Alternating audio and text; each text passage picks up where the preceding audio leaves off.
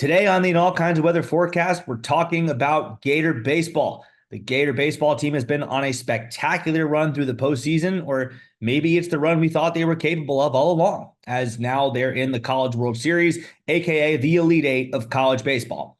Can this unlikeliest of Gator baseball teams to reach Omaha avenge last year's Omaha letdown and win it all? They've gotten this far. Maybe they can go a little farther. Chris Phillips of SEC Unfiltered joins the show to preview the Gator baseball team's path, get us more familiar with the teams in the Gators' way, and talk about how crazy, if at all, it would be for this Gator team to keep its journey going a little longer. This is the All Kinds of Weather forecast.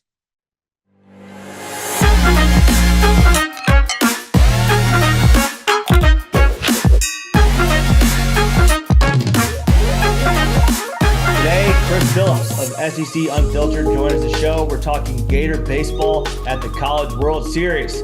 Chris, I mean, you've been the host. You've had me on as the analyst several times. I figured it's time to return the favor. And what better time than when you are literally on the field in Omaha, Nebraska, watching the Gators take BP. What's going on, man? Neil, what's going on, man? I appreciate you having me on. Yeah, this is perfect timing, right? It's been a day full of this is the practice day, right? Thursday at the College World Series. Got in this morning about 10:30 local time. Headed over to the stadium, got here, and Florida State was on the field, actually, ironically enough. And so I've seen Kentucky, I've seen Texas A&M, seen NC State. And sure enough, the time of us doing this, merely minutes ago, Florida trotted on the field. They just did some in and out in the infield. Starting to take some BP now. Jack Caglione, I'm seeing him down over on the other side of the field. He's in the bullpen, getting some reps in. So, again, it's perfect timing, man. It's perfect weather out here, and just really excited for the College World Series to start tomorrow, man. This is obviously my first time in Omaha. I'm so happy I could cry, Neil. It's really, truly awesome, man. It's incredible. Yeah, it certainly is. I mean, I was there a year ago for the championship series, as everyone knows, and there were only two teams there. I do want to go back when there were more than two teams there to get more of the overall experience, because they do basically make the town of Omaha into just like a shrine for baseball. And I'm sure you'll see that in the next coming days, as you see the fan fest, and you see it basically looks like color war from sleepaway camp with all the other like teams, fans coming in and descending upon the stadium. But I mean, you'll experience all of that and more. I'm sure you're going to have the time of your life. But we're here to talk Gators specifically. You are the SEC Unfiltered show, so you obviously cover more than just the Gators, but figure you could provide a little bit more of, I don't like to call it the outside perspective, because that's not it, but you are a broader perspective than just the Gators, whereas myself and Chris Yanes and our listeners are mostly focused on the Gators. So first question is, what's it been like as a non-Gator specifically to watch the run that Florida has been going on this postseason? Well, it's been unexpected, number one, admittedly. I picked Florida to go down at every turn. I picked Oklahoma State to win the Stillwater Regional. And believe it or not, I picked Clemson to win the Super. And, not because I didn't think Florida was capable or had the talent, but we just had not seen a level of consistency from Florida that I thought was necessary to win at the highest level. And I think what we've seen, Neil, and I'm sure you would agree, if any others, I think what this more so shines light on is arguably how much this team underachieved for whatever reason in the regular season. Because this was always in there, right? Like this play, and we saw it in glimpses during the regular season, but not nearly consistently enough, like I said. So it's been a lot of fun to watch. Listen, they let Florida in the party, and now Florida's popping bottles and ordering shots, and they're going crazy. So you shouldn't have let them in. You know what I mean? It's, the Gators are taking advantage of it. They're on a heater right now. Again, it's not surprising to see the talent come together. But it is surprising, again, to see the level of consistency we've seen, if I'm being totally honest. But I tell you, man, I think this team, they're bouncing around right now, playing with a level of confidence and swagger and moxie that I think, again, Florida's been here before. They're no stranger to this environment, this scenario. So I think they come in. Maybe nobody's expecting a whole lot out of them, right? I know Florida internally is, but Florida's got the worst odds, Neil, still to win the College World Series.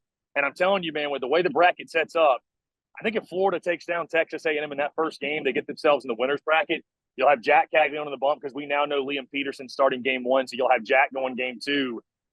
Dude, I mean, I think Florida's got a real path to the College World Series final at minimum. So, I mean, again, there'll still be work to do, but it's been electric, man, to watch Florida. Again, you and I both were there in person last week at Clemson, and I mean, that game on Sunday was the craziest college baseball game I've probably ever witnessed in person. So it's been a lot of fun, honestly, to see all these pieces come together and Florida play the kind of baseball we knew they were capable of playing all season. So a couple of obvious counterpoints. I have to sort of dissect the response you gave in pieces. Number one, the mistake you talked about of letting Florida in the club. Now they're ordering shots and popping bottles. No, Florida is not just in the club. They're standing on tables and they're teaching everybody their favorite party game of how many shards of glass can I turn this glass bottle into, and they're using the floors and the walls as their particular canvases to shatter them. They are making a mess of every that I don't want to say of every field, but of every little stage of the postseason that they get themselves into. They went to Oklahoma State, took them down, beat up Nebraska a couple of times there. They took down Clemson, they swept them. Eric Bakich, I think, is still a little sore about some of the ways that game went down. We'll leave that in the past, but yeah, I mean, Florida has I want to say upset teams because, like you said again, the talent has been there. We knew that, but from what we've seen throughout the course of the year, it was an upset. Go on paper. I mean, Florida was the 3 seed in the regional. Florida was clearly the betting underdog at Clemson because they were a road team that hadn't played well for much of the season, and they went and they took them down too. So now Florida, as you mentioned, they're going to be pitching Liam Peterson in his first game, and I think that's actually probably a good place to start because Florida didn't get any value out of him the last time we saw him. He did not handle that environment at Clemson well. And the most amazing thing to me was Florida still won the game anyway. So what do you think we see from Peterson in this bounce back? Is he going to be able to handle this environment? And if he doesn't, do you see a path for Florida to win anyway, like they did in game 1 in Clemson? I think Florida's got the offense, even if Liam Peterson comes out of the gate and he struggles again. I think they've got the offense against Texas A&M.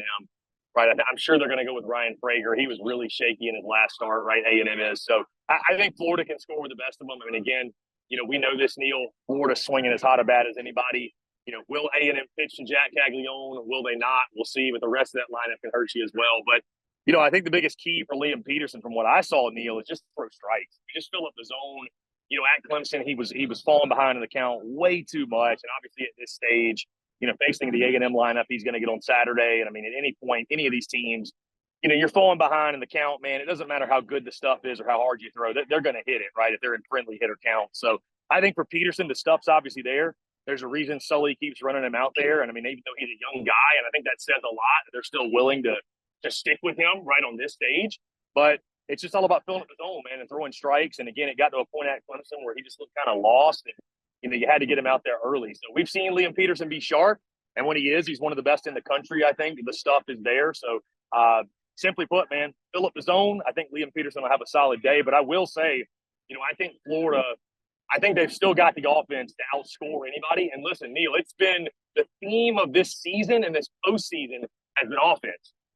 I think we're going to get more of that. I mean, you look at this ballpark, it's 335 down the line, 375 in the gaps. It's 408 to center. So it's like, for example, what Florida played last week. It is way bigger than Doug Kingsmore. I mean, Doug Kingsmore is a crackerjack box compared to this thing. That being said, you got really deep gaps, and I'm still seeing guys in BP driving the ball out of here. So, like, this has been the year of the home run, man. I think we're going to get more of that. I think we're still going to have a lot of offense. But if Liam Peterson can fill up the zone, man, I think that's going to give Florida a great chance Saturday. Yeah, it almost feels like at times he's doing too much. He's trying too hard. He's trying to throw the ball 130 miles an hour when, 100 or 97 will do the job just fine if you can locate it. It doesn't, need to be perfect. You just need to hit your spots more than you need to hit a certain velocity, I guess. And it's just like, again, we've seen him hit it. Like, we've seen him hit his spots throughout the regular season. We've seen him have these outings where he can give us 5, 6, even 7 innings at times. Although I don't know that he's gone 7 too many times, but he can get us deep into games. But again, like you mentioned, just hasn't done it consistently, throughout the course of the season. We thought we'd seen him turn the corner towards the end of the season, took a big step back against Clemson. So we have to see how that is going to play out for sure. But like we saw against Clemson, it also doesn't necessarily mean game over for Florida because he didn't get out of the second inning and Florida still won that game by 3 runs. So Florida obviously has the bullpen depth with Fisher Jameson, Brandon Neely, gotten some good innings out of Jake Clemente as well. Luke McNeely stepped up when he's had to. Got a couple innings out of Frank Menendez at Oklahoma State. So there are options to go to there. Maybe not the most experienced, but there's definitely the reason to believe that if Sully throws out these guys earlier than he wants to because Peterson doesn't make it very far, it's not necessarily a death sentence for Florida. And part of that, as you mentioned, is the offense. Florida also has the big bats. We know about Jack Caglione because everyone in the country knows about him. Even if they don't follow college baseball, you know about him because he's a top 5 draft prospect. But we also now know about Ashton Wilson stepping up late in the season. The bottom of the lineup has been the quiet story to me, that they've stepped up, especially recently and late in the game against Clemson. They got hits. They couldn't bring them in, but they were getting base runners in that game when it mattered most. Dale Thomas, of course, the critical sacrifice bunt in the 13th. Mikey Robb coming through with the walk-off. Who would you say, aside from the obvious ones in Wilson and Caglione, who would you say in that lineup, and let's go particularly from 5 through 9 in the lineup, is going to be the X factor for Florida that has to produce? Well, I don't know if he's hitting in the 5-hole or not, Neil, but I do want to mention a name, Brody Donay, because he just launched a ball over the 375 sign in right center field. That yeah, he's got some stupid pop, man. So I think anytime you got a guy that can swing it like that, I think that's another big X factor for Florida. You mentioned Michael Robertson. I think he's going to be a big piece down there. I mean, Ashton Wilson's one of the best stories in college baseball. The biggest thing with 5 through 9 and specifically like 6 through 9, bottom of the lineup, is what Dale Thomas did and Robertson did, which is just being productive at bats. Being productive outs if you're going to make an out, which I just got a ground ball over here. Boop. How about that? Nice. Just got a ball. I don't know who threw it or hit it, but whatever. Anyways, though, yeah. So I think just the bottom of your lineup, it's about being productive, right? You don't necessarily have to go 4 for 5 with a couple bombs or anything, but if you're a Dale Thomas, finding a way to get on base, right? Being able to lay the bunt down when you need it, setting up a guy like a Michael Robertson for success. So I think as long as they continue to do that, I think Florida's got plenty of backers in the top, right? With Donay, Caglione, you mentioned Ashton Wilson, other guys as well. I mean, I think they've got Shellnut. I think Tyler Shellnut is really underrated as well. So, I mean, they've got plenty of other guys. So as long as they continue to stay consistent at the bottom, find ways on base, Florida's going to be just fine. Because you get guys on base before the lineup, and there's enough. Somebody's going to drive them. Yeah, sure. I mean, I think part of that too is there have been a lot of surprises that sort of made themselves known throughout the course of the postseason for Florida. I mean, Ashton Wilson, the obvious one, but I mean, Brody Donay hitting a couple of oppo bombs. We'd seen him do that sporadically in the regular season. We didn't see him really do it necessarily in clutch situations. I mean, some of those that he hit in the regular season were in 10-3 games. Like, okay, cool. You made it 10-4, whoopee. But now you're stepping into a much bigger situation, doing it when your Gators need you the most and doing it. So, I mean, between him, Ashton Wilson, I mean, Tyler Shellnut getting some nice hits when it mattered most. Dale Thomas, who struggled with his sacrifice bunts throughout the course of the season, finally getting it down when he really, really had to. To you, what's been the biggest surprise about the Gator baseball team in the postseason? I mean, I think it's got to be the bullpen, man. I just, I think when you look at Florida throughout this season, again, we mentioned the inconsistencies. A lot of that can be drawn back to the bullpen, right? And just the pitching as a whole, which is weird because for a Kevin O'Sullivan club, you think of elite pitching staffs, right? I mean, Sully's one of the best in the country when it comes to taking care of arms. That's one of the biggest reasons why he's able to recruit the top arms and get them to campus. And just for whatever this reason, man, or whatever reason this season, it just has not clicked. So seeing guys, like Fisher Jameson come in, what Brandon Neely done for postseason, man, it's not necessarily a surprise, but I mean, that's a dude I fully expect. The moment Florida goes up in the ball game against A&M and the game gets past the 5th inning, probably he's in. I just would imagine Florida's going to sell out to win game 1, as they should, right? Because it's pivotal to get up 1-0. But I would say, the way the bullpen is stepped, even though the games were high scoring at Clemson, you look at that game on Sunday, and again, I know Neely gave up the 3-run homer, but I mean, the bullpen was good, man. The bullpen made some good pitches. They outlasted Clemson's bullpen. That's why you won the game, or one of the reasons at least. So that's probably been the thing that's been most surprising, Neil. We knew about Jack Caglione. We knew there were guys that if you started to, there were guys that could swing it in the lineup.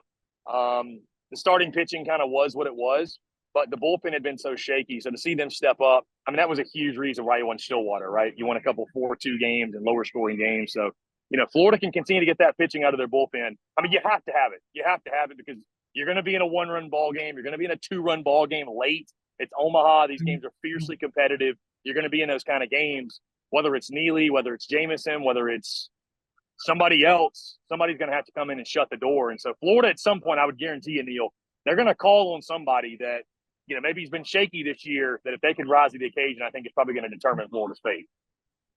I mean, we've seen that happen so far. We saw that in Oklahoma State Stillwater region. I mean, Frank Menendez stepping up in that role. People probably didn't know who he was up until that point. Luke McNeely, we've seen him give some good innings here and there, but he's a freshman and he's had as many bad as good outings. Came in, did the job when he most needed to. So I was going to say, Neil, that's the really fun part about this.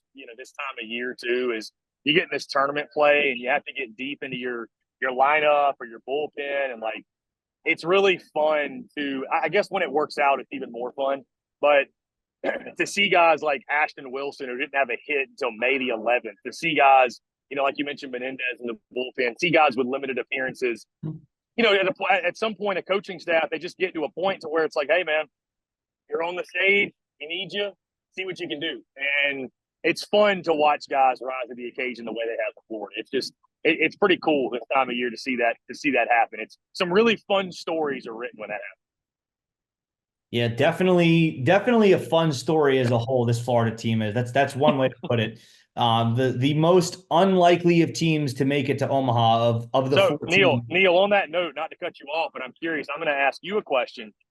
Would you say that it's already a success for Florida that they've made it to Omaha, or now that you're here, is it like, okay, the preseason expectation, that switch is flipped where it's like the only thing that will satisfy Florida is winning the national championship? Or is it like, hey, anything beyond this is gravy? I love it. You're always the host, aren't you? You always got to assume it. I love it. I love it. I'm curious. I love it. Tough to answer that because on one hand, I personally will never say national championship is the goal in college baseball just because it's so unpredictable and so weird and that the best team in college baseball never wins a title. There's a reason why the number one overall seed hasn't won it this century. The last to do it was Miami in 1999. So I won't ever say that Florida should win a title to uphold its expectations. I will say for the best Florida teams, the most hyped up Florida teams, that Omaha is the goal and really Omaha is the expectation because you do have the talent advantage going through the regional and super regional rounds. Now, this year obviously played out very differently, so you can't say that Florida was the favorite to win the regional or the super regional, but they did. They won both. So now I think it gets back to we can revisit those preseason expectations and say, you know what? It just took longer than we thought it would, but they're here where we thought they'd be. So you may as well go win it. I will say that I think it's house money at this point, just because that's how I view any team to ever make it to Omaha. But I mean, hell, this team is as logical a national title pick as any, because that's how it works in Omaha. Everything resets and you're back to zero. Nothing that happened in the regular season matters. It's all going to come down to, overall natural talent and then who produces and who executes in the big moments. And I think that you can't look at Florida and say that they're significantly less likely to do it than anyone else in the field.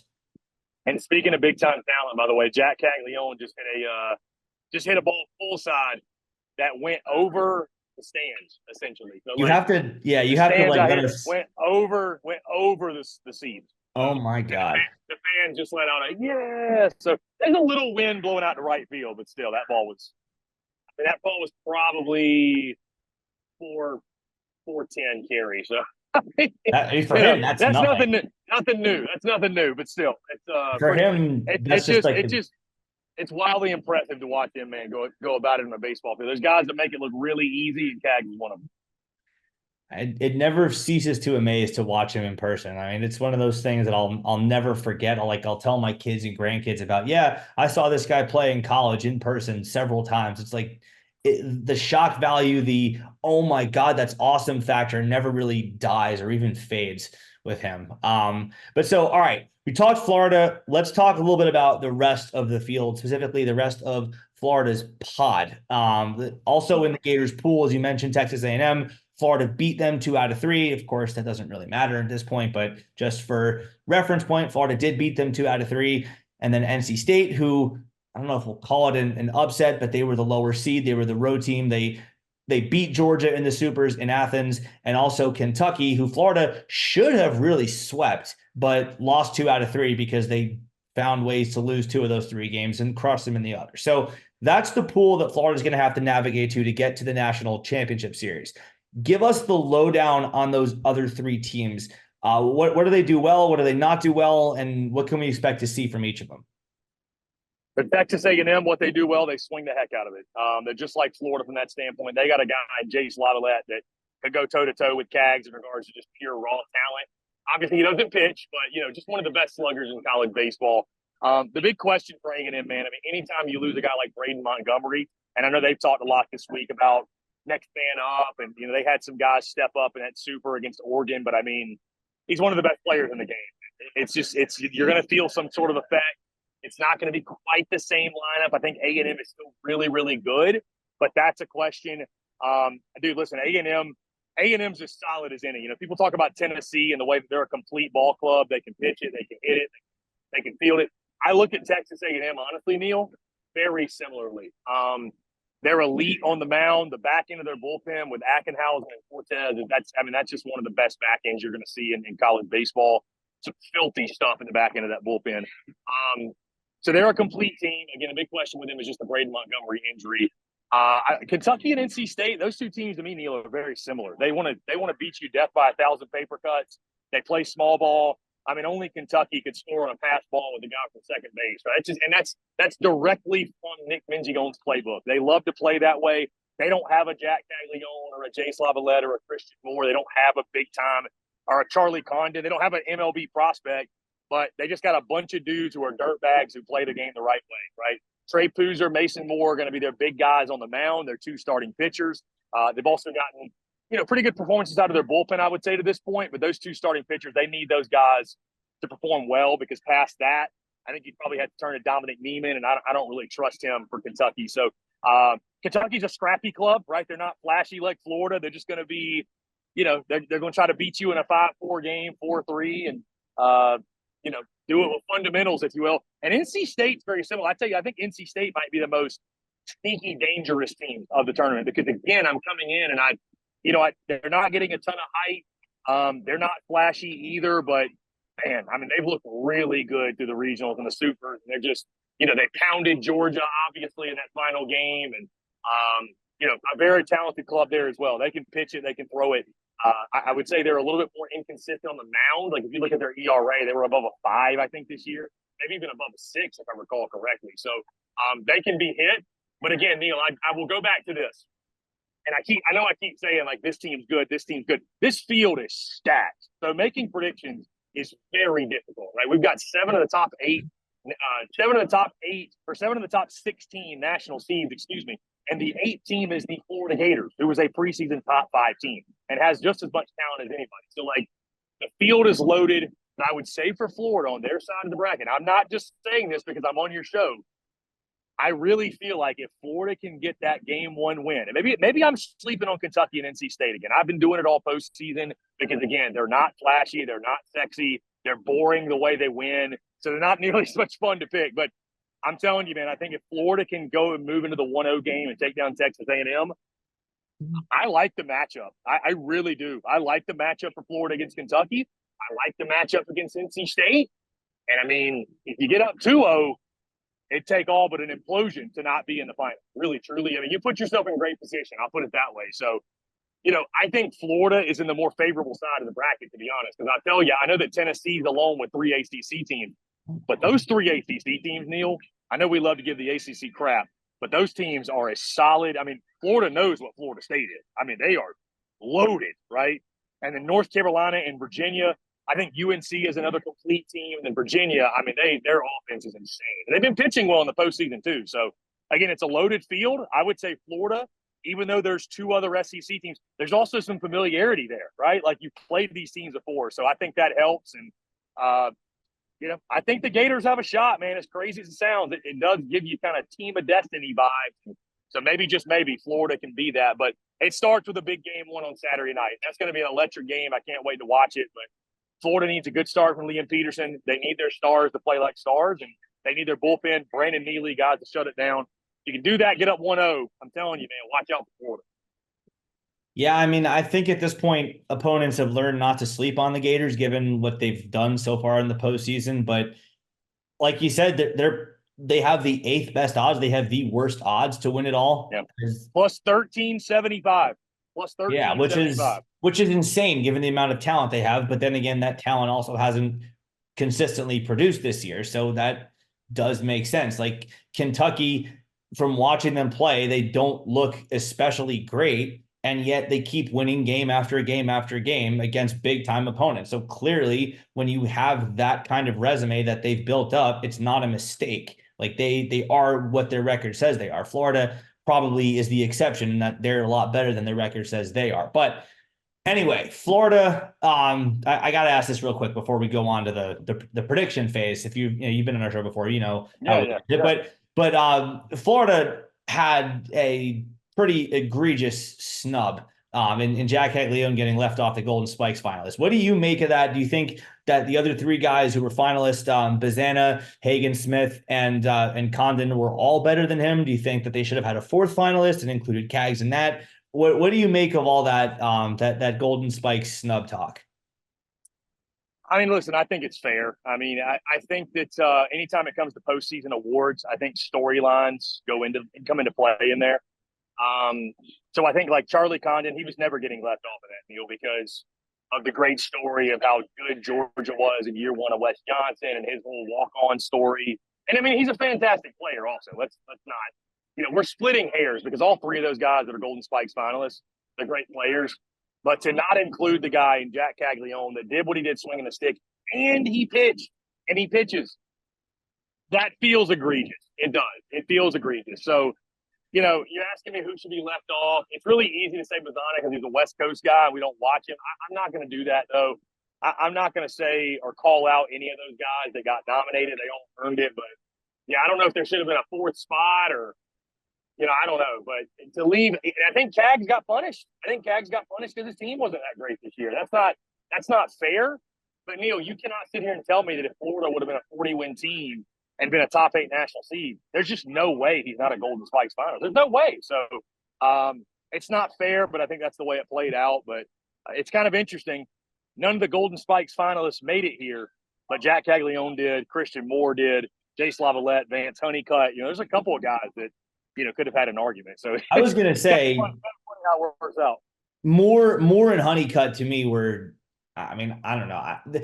Like you said, Bazana and Charlie Condon and Hagen Smith are all spectacular baseball players, but I don't know how you leave Moore or Caglione off that list. But yeah. In any case, Jack Caglione is the one laughing all the way to the College World Series. And really, like, if we're going to do that, if we're going to say, well, we are going to judge you based on how your team does, then Hagen Smith should never have been there because, well, he played great. I mean, he pitched great throughout the year, but when his team needed him the most, he did not. Jack Caglione was great when the team needed him, and he was great consistently throughout the regular season. So just thought that I mean, it's not even worth getting mad about because the team is going to be the more important thing. Like from now until the end of time, Cags will say, yeah, I'd rather be in Omaha. Both now, today, and when he's like 70 years old, he'll say, yeah, I would rather have been in Omaha that year than been on a finalist list. But it rubs me the wrong way to not have him on. But I guess that's neither here nor there because he will be playing for a championship this week, next week. Hopefully it'll be there long enough to be in the finals. The phrase unfinished business doesn't really strike me as appropriate just because of how bad the regular season was for Florida, but yet they have a chance to avenge last year's team. So let's make some predictions. Florida, Texas A&M will start it off on Saturday night. Who do you think wins that game? Yeah, so I've already locked in my pick for this one, Neil. I do have the Florida Gators. I'm going to ride the hot hand. I'll be honest with you, man. Before the Braden Montgomery injury, A&M was probably my pick to win it all, really, truly. And they very well may still do it, but I have to see it now because you lose a guy like that. That's a huge piece, man. I mean, that's a huge piece. So I'm taking Florida. I'm taking Florida in that game again. I just think they're red hot. They've got their swagger back. They've got their moxie back. I think this team's playing confident and they believe. And again, the talent's always been there. I think at times maybe the mental side. Baseball can beat up on you mentally, Neil. We know that. When you go 28-27 in the regular season, there's going to be a lot of low points. But I think this team's riding high, man. So don't go against the hot hand in the postseason. I got Florida beating A&M. I will say it as bluntly as you did. I think with a fully healthy A&M team, with a healthy Braden Montgomery, I think A&M wins the game. That's not the team we're going to see. And like you said, that's a big, big piece in that lineup that they're not going to have. So I will take Florida. I think Liam Peterson definitely does better than he did at Clemson. I think that he got humbled. He was forced to grow up and mature in a very big way. And I think that is going to help him. I think that if that were not the case, Sully wouldn't be using him against the Aggies. So I think that he is going to do better. I think the bats will be there. The 335 down the line is obviously deeper than both Oklahoma State and Clemson, but Florida has been launching homers of 375, 380 down the lines all year. So that's not really going to make a difference. So I think the bats will show up. The long ball kind of has been their MO. They live and die by it, but I think that they will live by it and they will survive that first game. So now you've got NC State and Kentucky on the other opening round game. Who have you got winning that one to face Florida? And then what do you think happens in that 1-0 game? It's funny, Neil, earlier in the week, and again, this just goes to show how tough predictions are. Earlier in the week, I took NC State, and today I won a radio appearance. It's Thursday, obviously, and I took Kentucky to win. I'm going to stick with Kentucky, man. I do think Kentucky. I think it's going to be the SEC that comes out on top in that matchup. That's going to be a really scrappy game, man. Like if you're just like a baseball purist and you love small ball and you love like what kind of feels like old school baseball, Neil, I think it's a great game for you to watch.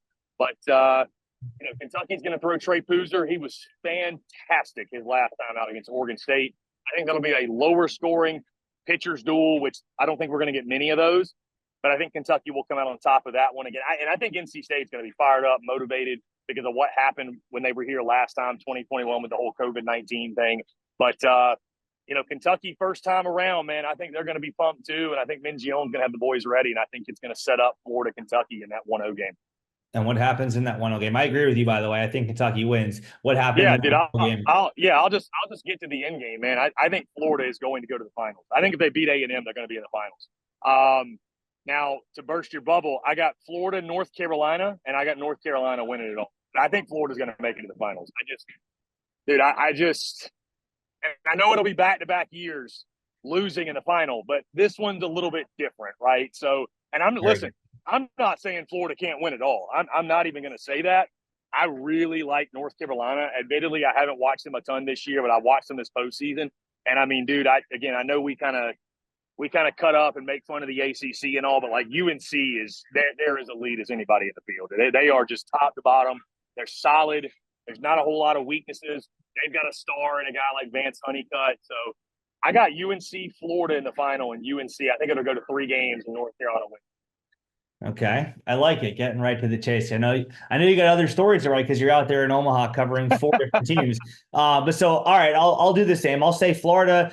Again, this is a situation where if Kentucky had Trey Poozer in that 1-0 game, I think they beat Florida, but they won't because they're going to be using him in the first game. You can't do that. So I think Florida wins that 1-0 game and gets the 2-0 game. I think it is going to be Kentucky to get them again in the pool final. I think Kentucky gets a game in that, but they have to beat Florida twice. They'll win the first one. Florida wins the second and gets to the final. I will say about the final that a Florida FSU championship series is series that nobody wants. Florida wants nothing to do with James Tibbs and FSU. FSU wants nothing to do with Florida and Jack Caglione. Both fan bases, I think, will be terrified of that matchup. And when it comes to, getting past the trolls and, talking smack and all that, when you hook the fans up to a lie detector test, both fan bases will say, no, we want nothing to do with that matchup.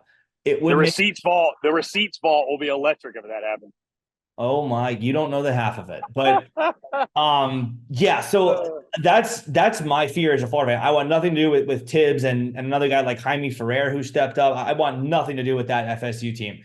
I think it will be UNC. I think it's going to be Tennessee and UNC to be the two teams to get to that regional final. I think UNC does it based on Vance Honeycutt. I think he's just I sometimes think that just the team with the best player finds a way to win when it gets down to it. And in Omaha, when all these teams have so many good players, I think Vance Honeycutt does separate himself as the elite among the elite. I mean, what was it? He hit 2 home runs on consecutive pitches in that super against West Virginia. He walked off the first game, I think, and then he led off the next game with a home run. I think like 2 straight pitches in a super regional that are taken yard is pretty spectacular. So I mean, he's a guy that I think Florida would have to be very careful with.